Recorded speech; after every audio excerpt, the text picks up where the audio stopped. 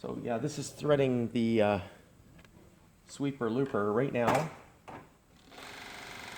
We don't have the sweeper looper on the top, so it's sewing with 3 needles and always the looper on the back, okay? So what we're going to do here is we're going to run the looper thread through, and I've got it threaded to this point here. And again, check the path, make sure this is going through into the discs. It's very light tension, so is your lower looper, and you'll notice the needle tensions have a tighter spring.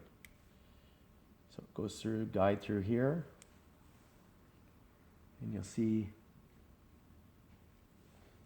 the hole goes through a loop. Actually goes to the front of this. Oh, sorry. There's a hole in this piece here. A hole in the back, hole here through the discs, very light as well, another hole, and then the part that's sometimes tricky to thread, sometimes it catches right away. There's one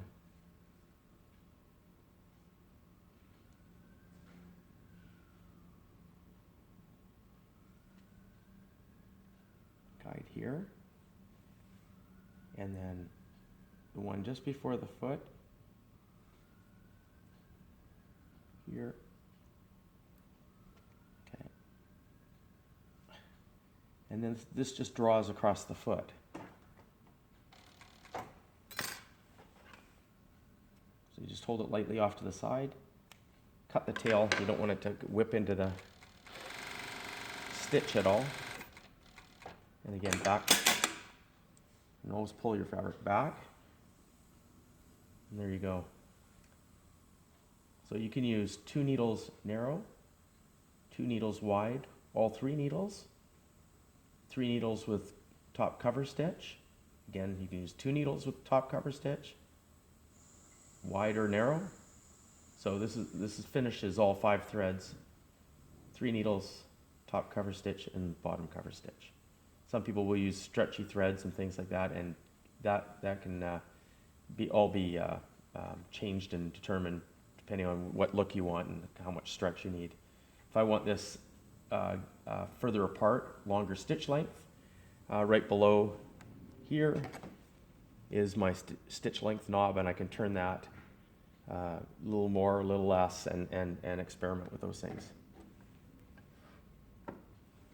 That's the main part of the machine.